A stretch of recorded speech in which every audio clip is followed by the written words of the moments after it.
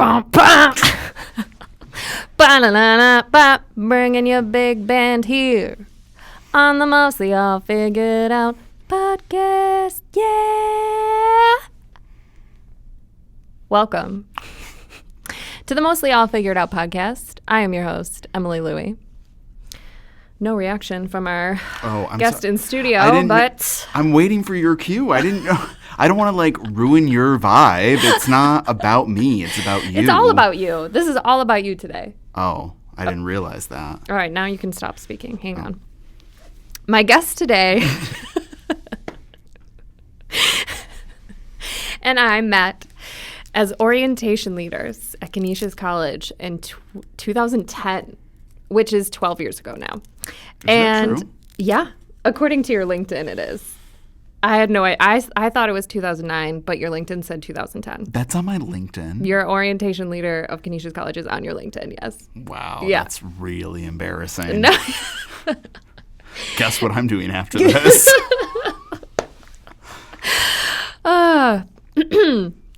We've been spiritually connected ever since. My guest is not originally from Buffalo, but you'd never know it. He bleeds red and blue, aka Buffalo Bills colors, loves supporting his favorite local businesses, and is truly a man about town. He has held various positions in admissions roles at local colleges and universities, and currently is the Assistant Director of Graduate Recruitment for University at Buffalo's School of Nursing. But, perhaps most impressively, he's worked out for 19,633 minutes this year alone with the Peloton app. Please welcome my friend, Tanner Gelatt. Hi, Emily. Great Hello. to be here. When did you look at that stat? Like an hour ago. Yeah, then it's up to date. Okay, yeah. No, I thought about this. I was like, no, he usually works out at the end of the day, correct? Like 6 o'clock. Yeah, but I took 5 days off, so I did it this morning. I'm shocked. Yeah. You took 5 days off. Yeah, I was tired of it, so I just... Good for you. I just told my boss that I wasn't working Thursday, Friday, and Monday. And you weren't working out either. Oh, no, I worked out. Oh. I just didn't work, so... Oh, you didn't work. I was able to work out during the day. Okay. All right. I'm going to turn myself down here because I feel myself screaming. Sorry, everybody. All right. Well, we're going to get right into this conversation here. Are you ready? I'm so ready. Excellent.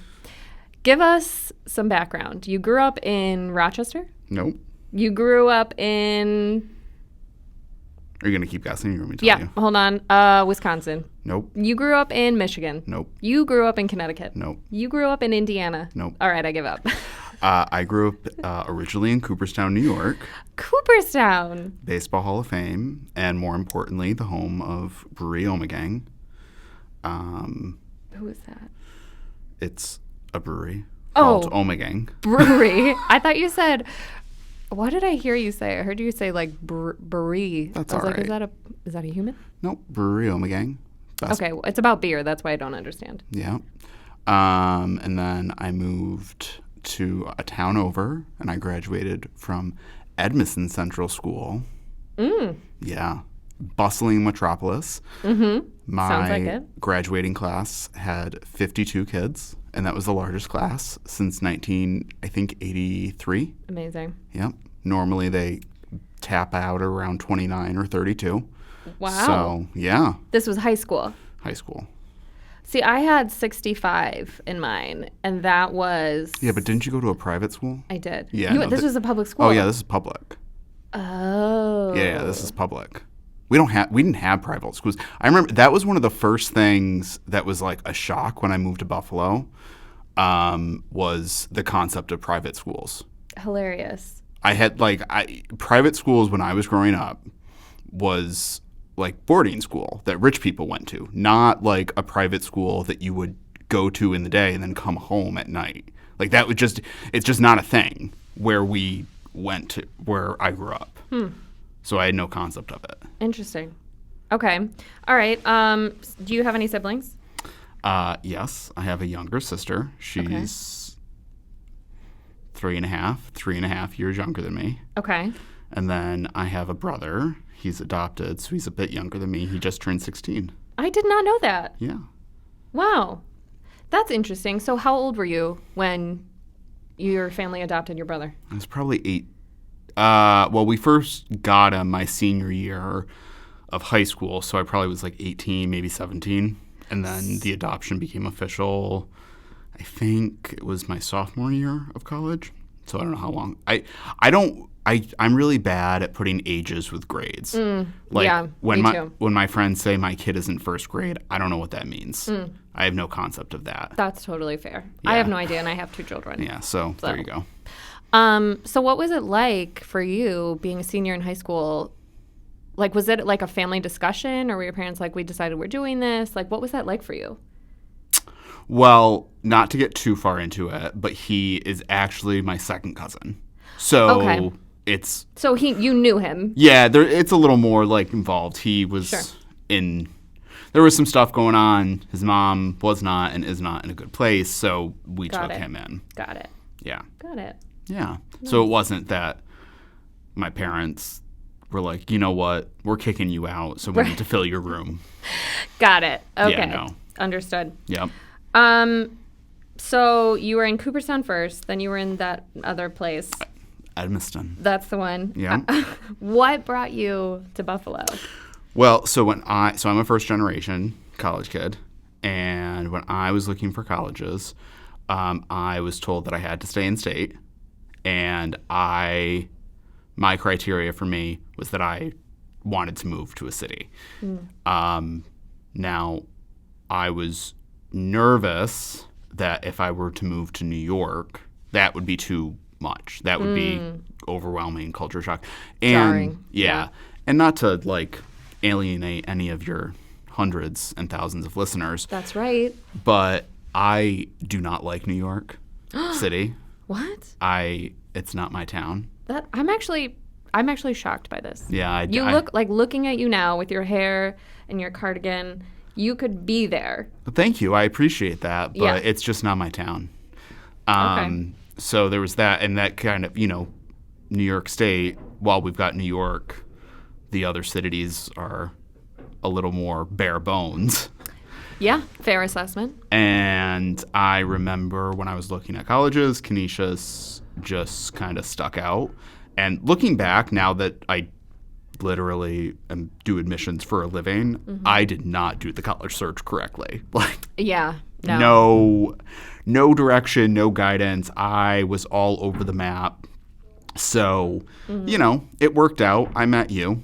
Yeah. I got to Buffalo. You So, yeah, I mean, did I do the search right? No. Did it probably work out for the best? Yeah. Yeah. Yeah. I'm definitely in the same boat as you when it comes to that, because I think I was like, well, Canisius, because it's here and it's my favorite of the ones that are here.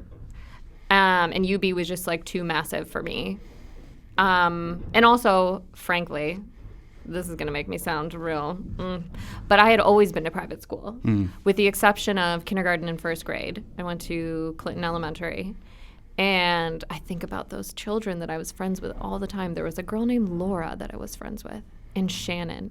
Where are those girls?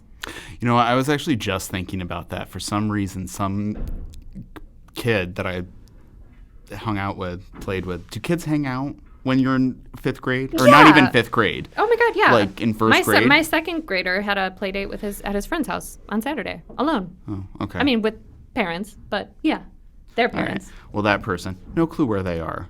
And then another person that I hadn't thought of for years, ironically enough, popped up on LinkedIn. She's some like massive reporter in Wyoming. Wow. Good for her. How'd that happen? Things we'll never know. Life. My problem with these girls that are now women that I knew in kindergarten and first grade is I don't even have a last name for them because I was in first grade. Oh, I don't have a first name. Well, there you go. I mean, I could maybe find a yearbook somewhere, but no clue who they were. Yeah, there's no yearbooks. When you're the oldest of 9 children, the books are not kept. And yeah, so I remember Laura. I remember Shannon. I remember she really liked lamb chop. She had a lamb chop stuffed animal. And wait a minute. I'm sorry. You're the oldest of 9 children? Are you joking right now? You really don't know that about me? I did not know you had that many siblings. Okay. Wow. How did you not? Well, you obviously haven't been listening to the podcast. Well, I just am. I've caught some. I feel like I would have internalized that because my dad is the youngest of 10. Really? So I'm not like used to people with that many. I feel like I would have, if that would have come up, I feel like that would have been internalized. So you're telling me in all the years that we have known each other, all the years that we have gotten drunk together, I have only met one of your siblings? Is that true? Are you sure? I've Just only Lizzie? Yes, I've only met your sister. You've never met the boys I've in met the your band? parents, but You've met my parents. I've met your parents and I've met Lizzie. I've not met anyone else. So I guess the other 7 of you got siblings. Yeah. Your sister doesn't talk about you much. That is such a lie. Okay. Once again, I repeat, look at the receipts, listen to my podcast. Okay. I have a lot more siblings. Oh. Okay. So 3 of them are in bands. 2 of them are in one together. Johnny and the Man Kids. Another one started his own, Market Research. I have my sister Mary is an artist. Oh. And she's actually running a contest right now. It might be over by the time this is posted, but she does these adorable pet portraits. So if you're looking for a unique Christmas present. Oh my God, I saw that you posted that. I didn't know it was your sister. It's my sister. Huh. Mary Marciniak. I guess I should read things more closely. You should do that. Who else? All of them. Joey works for Tesla. Can you get me a car? No. His job, he is actually like, it's kind of monotonous work, but I think he does, like, he's doing the back, like, programming for the self-driving cars. Yeah, So, but like, that's important. It's very important. If you want something to work on your self-driving car, it's the programming. That's for sure. So that he's doing that, which is super interesting. And Mia lives in New York. Okay. She lives in Washington Heights, and she's nannying right now and just living her best life. Anna's at school here. Anna's in high school. She's the youngest. Who did I miss? I don't know. John and Tyler and Johnny and the Man Kids. Jake is at Market Research. Yeah, I think I got them all. Mary. Great. I don't know. There's so many. Joey. Yeah. Wow. So, yeah, many siblings. But back to you. Great. So why did you stay here? Why were you like, this is the one? Well, so I didn't originally. I briefly left. So I was a poli-sci major. Mm-hmm. You know, that has a very clear, direct career path that everyone knows what to do. And I was just applying to all sorts of different jobs senior year, as one does. Mm-hmm. And I got a job working for a nationwide nonprofit, and they had offices all over the country. Mm-hmm. And I got placed in Sacramento. Oh. Yeah. And I took a 2-week road trip out to get out there. And I went out with someone else, also from Canisius. He got a job in L.A. So I dropped. Do I know this person? Sean Lamb. You know about this. Sean Lamb. Sean Lamb. Sean Lamb now is a recruiter for Deloitte. He lives in Toronto. And, he's getting married soon. So congratulations, Sean. Congratulations, Sean. And yeah, I'm sure I did know this, but you have to remember, I've had 2 children. Yeah, that's all right. So anyway, we took a 2-week road trip to get out there. We had a blast. We went all over the country. We didn't go direct. We went like wherever we could stay. So we got as far as Denver with staying with people. The most random was Sean's friend's aunt, who was a midwife in Rapid City, South Dakota. She had seen some things. That was a fun time. I'm sure she had. Yeah. Wow. And so I dropped Sean off in L.A., and I drove up the 5 to get to Sacramento, which if you guys haven't had the pleasure of driving up the 5 to Sacramento, that is not picturesque California. That's where serial killers dump bodies, California. It's a barren wasteland. It's terrible. It's devastating. Sorry if I'm offending anyone from California, but you know it's true. And got to Sacramento. Mm-hmm. Found an apartment in a day because I had gotten like pre-approved with a developer. Got it. And got an apartment. the second hour after being in said apartment, I got a phone call, and they had to close the Sacramento office. I still had a job, but it wasn't in Sacramento. No. Yeah. Yes.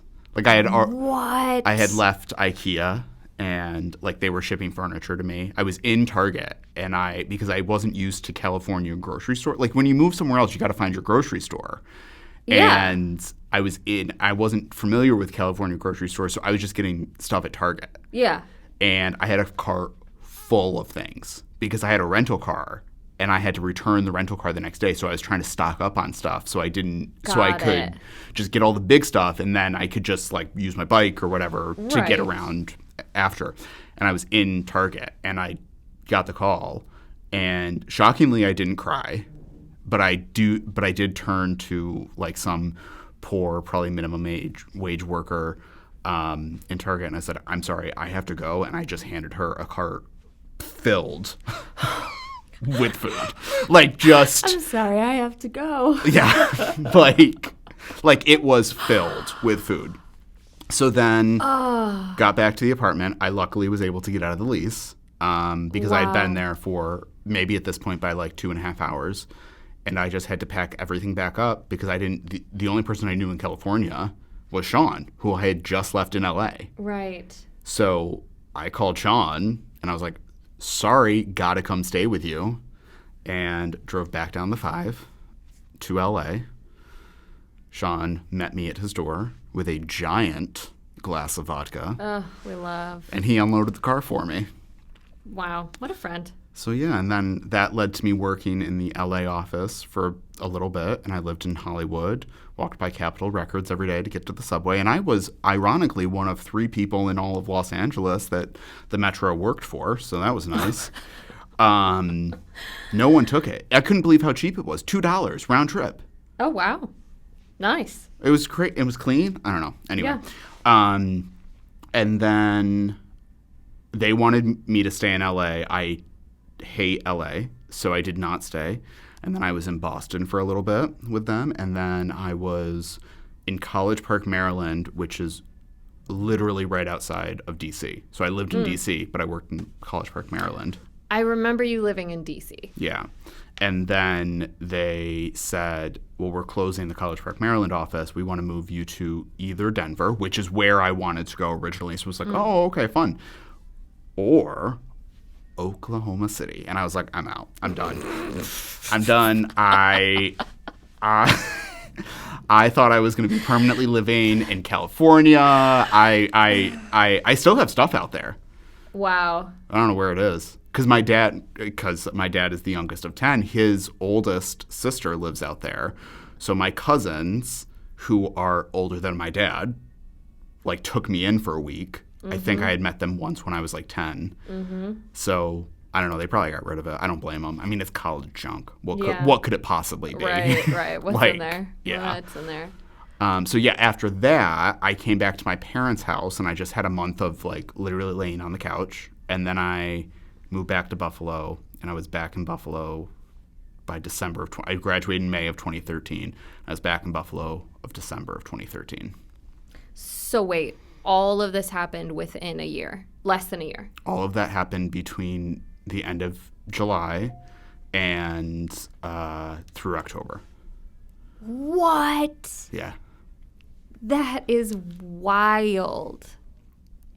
That's crazy. Yeah. So you went back to your parents. You were like, no, I'm not doing this again. Went to Yeah. your parents. Then you're like, I'm going back to Buffalo. But did you have a job lined up? Or were you like, I'm going to go and then I'll find one? Not a job. I basically was like, I don't know what I want to do with my life. I clearly didn't want to do this. This didn't work out. So I might as well go back to Buffalo because most of my college friends still lived here.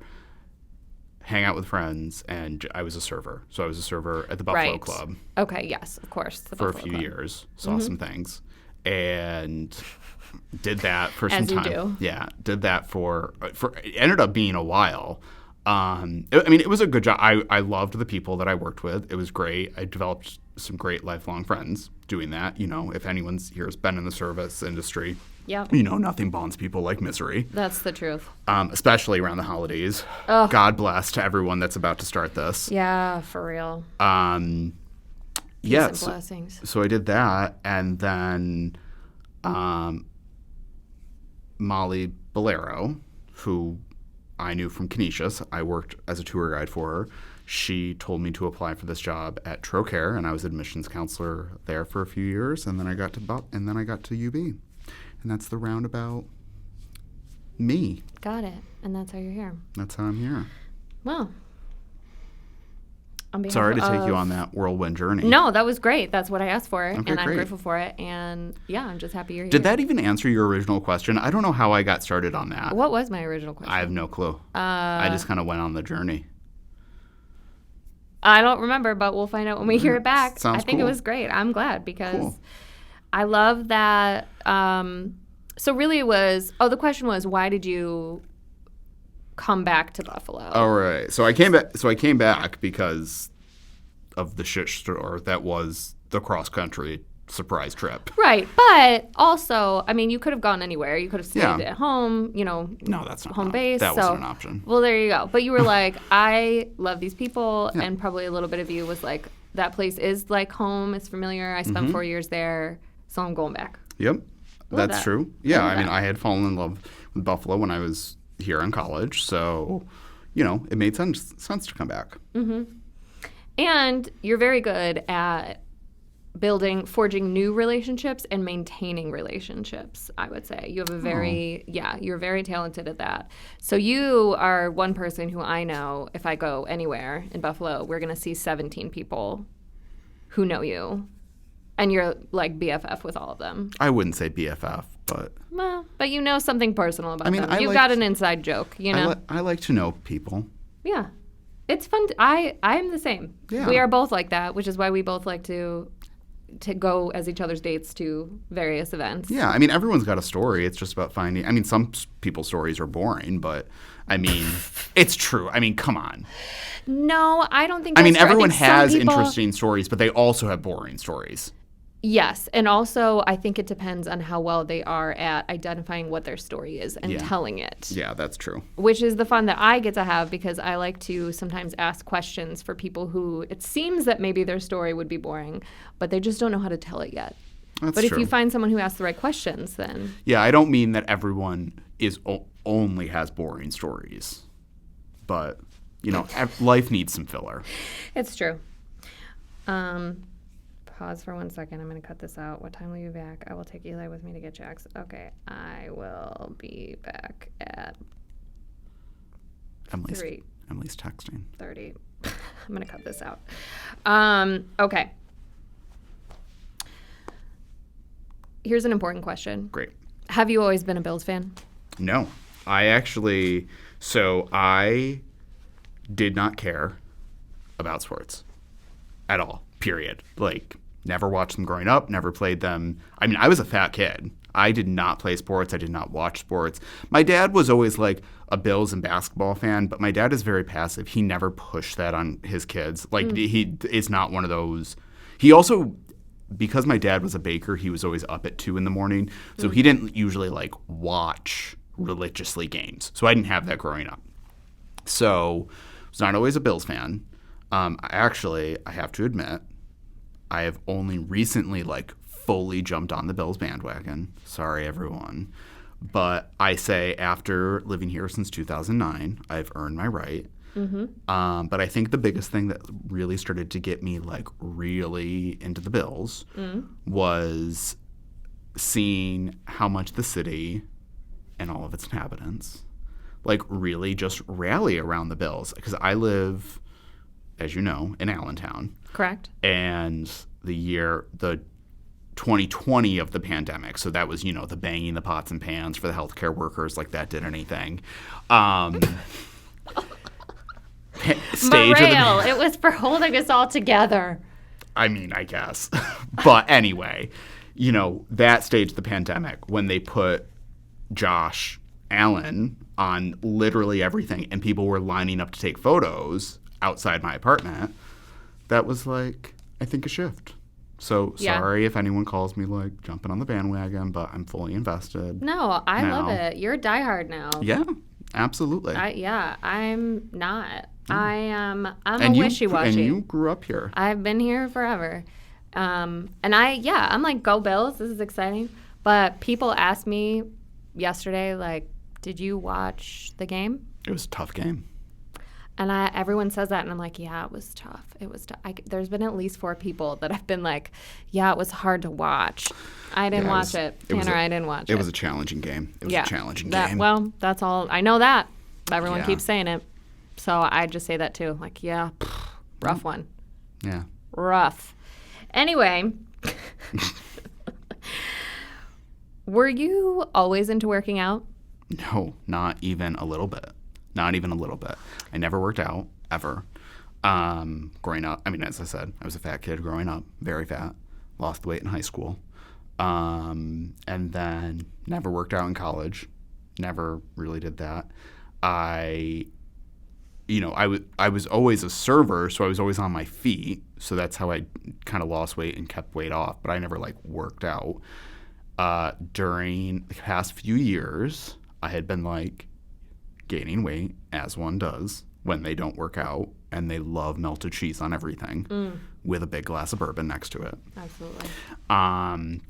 So I remember, again, end of 2020, been a rough time for everyone. I live alone, so isolation was really a thing. My mom had been diagnosed with cancer at that point, and I had, like, really gained a significant amount of weight. I didn't see anyone for a year, like, as everyone can attest. So I decided, with the world burning down, we had the election. Am I allowed to swear on this? Yeah. Oh, yeah. Yeah. The shitstorm of the election. January 6th hadn't happened yet, but all the it was crazy. It was just a rough time. Yeah. I decided one thing that I can do to take control of something was start working out. And I'd never done it. So, I know a lot of people they have to go to a class, they have to be in a gym because they need the support. I find all those, that atmosphere incredibly intimidating, especially starting to work out. Now I think it's different, but at the time I would find that incredibly, incredibly intimidating. So I decided to give Peloton a chance. So I got the app. Because I had never spun before, I did not want to buy the bike, which at the time was, I think, $2,000 plus. And so I bought a cheap bike off Amazon, a couple $100, and I just fell in love with it. Started doing that. I used the app on my TV, would turn my little bike, and do my spin classes there. Fell in love with it. Developed a great community with that. Reforge other connections of people that I got into spinning. So that was kind of how I found that little community and how I, got into it that way. But I did not ever work out prior to recently. So why do you think it was just like you deciding before you even got the Peloton? Do you think it was you like in that moment being like, fuck, I have to do something. Yes. This is the thing. Do you think that is why because actually, so you're not like the typical person who does workout things where you've tried like 17 things before and nothing just stuck or anything like that. Like, would you say this was your first go at like having a workout routine? Kind of. I guess I should say I love to walk. Like I can walk usually every Saturday morning. I'll do like 7 to 8 miles. First I wake up, get my iced coffee, do 7 to 8 miles, stop at Public on the tail end, get more coffee, and walk back home. That sounds so nice. I'm so jealous of you. Yeah, oh my God. That's usually what I do. One morning I'm going to leave my family and I'm going to find you. You can just come with me. Yeah. Just let me know. That sounds seriously like my perfect Saturday morning. Yeah, it's great. So I always walked, but I don't know. Walking is great for you. I'm not diminishing in it, but it's not you don't lose, like, it's not a way to, like, significantly lose weight when you're doing it. I'm not dismissing it because I love it and it's still clears my head. But I would say Peloton was probably the first time that I ever, like, tried, like, high intensity. Like, I was, because, you know, I don't like to sweat. That's also another reason why I like Peloton. I don't like to sweat in public because with my hair, I just constantly look like a drowned rat. So, and there is just no way around it. Like, there is no way that I cannot do it. But, yeah, so that's kind of, the screen went, is that all right? Oh, it's okay. Okay, it's still great. happening. Yeah. So, yeah, that was like the first thing that I really stuck with and really got it. And I think I stuck with it because my goal was I didn't set a weight that I wanted to lose, and I didn't set any sort of transformation. My only goal was that I wanted to make exercising part of my daily habits. And I don't actually have a scale. The only time that I find out my weight is when I go to the doctor's office and they weigh me there. So I was really just more focused on creating a mindset that was healthy and made myself feel good about that. That's awesome.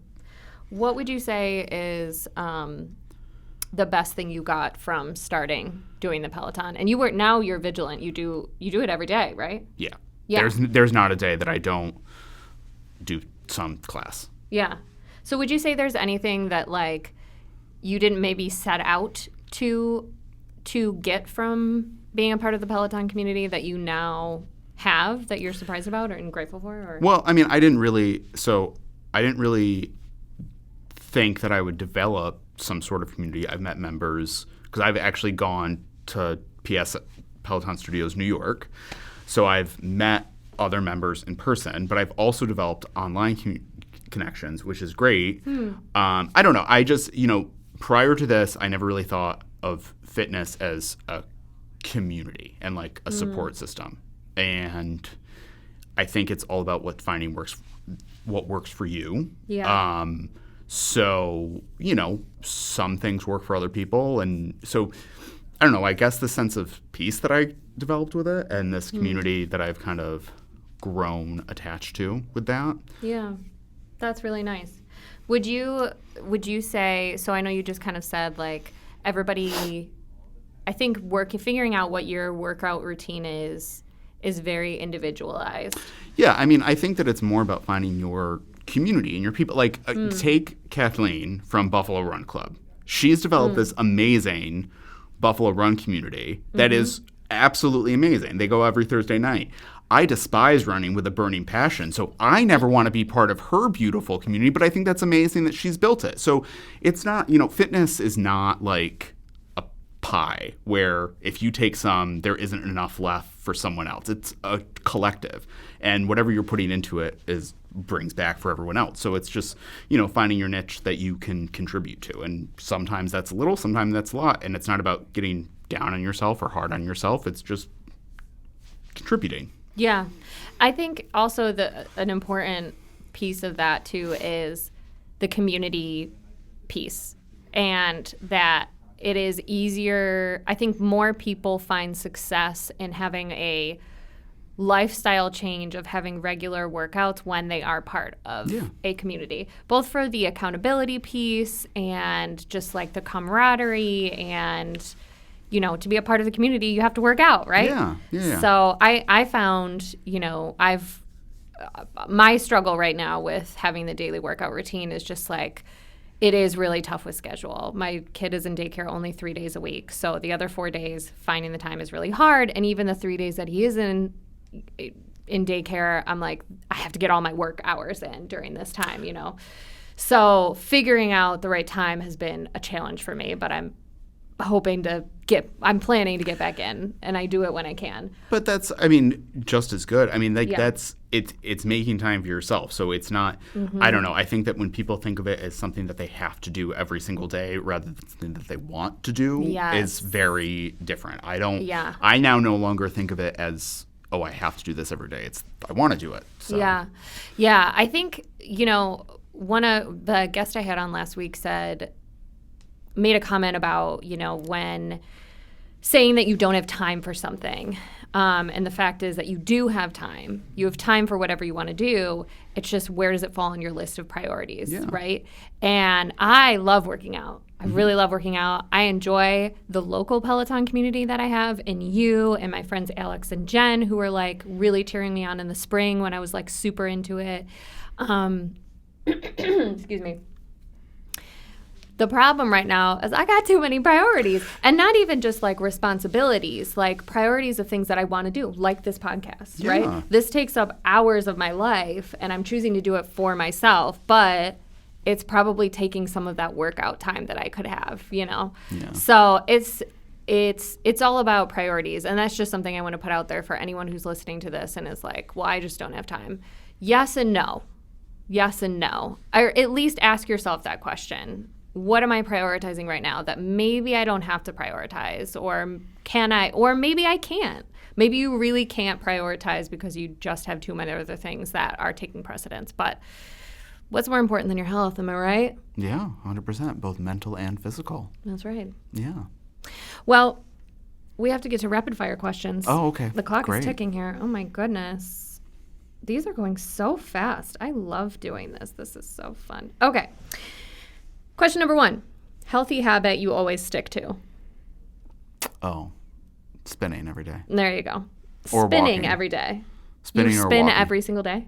Or walk. Or walk. Okay. Yeah. Wow. See, I actually enjoy running more than spinning. I despise running with a burning passion. I really tried. Yeah. And I despise it. I love it, and I wish I would have. I don't think the Peloton treadmill existed when I got the bike, which I'm, going to be paying for a while. So I really need to use it more. But I also can't, like, you can spin every day, but you can't run every day. It would injure you for the most part, unless you're drinking avocado every day. Yeah, I'm not like doing a HIIT class every day. I mean, like last night I did like a leisurely ride through the streets of London. Like I did like a scenic view. Like I so yeah. All right. Healthy habit you're trying to implement. Nothing you're perfect?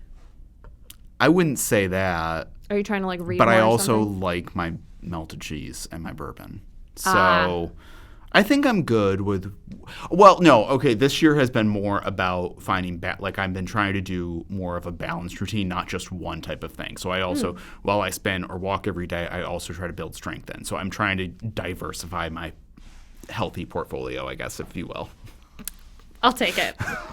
Nice. Nonprofit you love and support. So I'm on the so we're called the Rising Champions for Justice. I love it. It is the Young Professional Board of the Volunteer Lawyers Project. Volunteer Lawyers Project is a group of attorneys that provides their time for free for civil or immigration issues. I am obviously not an attorney, but we do other things, so I'm very passionate about that. That's very cool. That's been great to learn more about that, especially the immigration issues. I mean, not issues, but cases that our attorneys have taken on with either refugees or just immigrants in general. So that's been quite lovely. How do you how does one be able to utilize their services?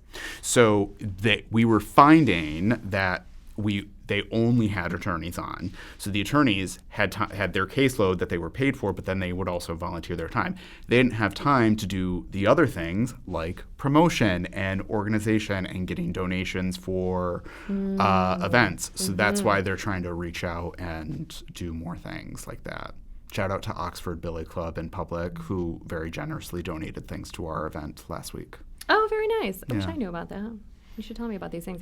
But also, the actual question I was asking you was, how do, like, if I had a case and I needed help and couldn't afford a lawyer, how do you? Oh, so our website, I think, is like the most efficient way. And to be perfectly honest, off the top of my head, I asked her what I needed to prepare, and this was not on the list. Sorry. That's okay. Go to the website for more information. Excellent. Favorite thing that you make? That I make? Yeah. Could be anything. Doesn't have to be food or art or, I mean, it could be whatever. A vodka martini up on a Friday evening. That's true. Yeah. Shout out to Martini Fridays. Martini Fridays. I started that in the pandemic. Martini Fridays and Pasta Fridays in an effort to make sure that I was not drinking martinis and eating pasta every night. I only do them on Fridays. This rule has not stuck, but the Martini Friday is clutch. Love that. Chef's Yep. kiss. Go-to night out drink. Well, where am I going? What type of place? All right. You're the wrong Probably person to Bourbon ask on the this question. Rocks. Bourbon on the Rocks. All That's usually If you're my like, safe. yeah, like random. Bourbon on the Rocks. Okay. Favorite mantra or affirmation when you're going through something tough? How do you talk yourself into keeping it moving? Shit happens. There you go. Shit happens. Yeah. It's true. Podcast you highly recommend? So I'm a big political junkie. I love Hacks on Tap. Hacks on Tap. That's a big one of my favorites. Okay. But I also have recently been finding great solace in Conan O'Brien's podcast. Conan O'Brien Needs a Friend. Conan O'Brien Needs a Friend. It's hilarious. It's Okay. so funny. Excellent. I'll definitely look into It that. really soothes my mind. We all need that. Yep. All the music in the world is gone except for the music from one artist The or Killers. band. Wow. Didn't All-time even- favorite, not even a question. Wow. Okay. They are top of the list, bar none.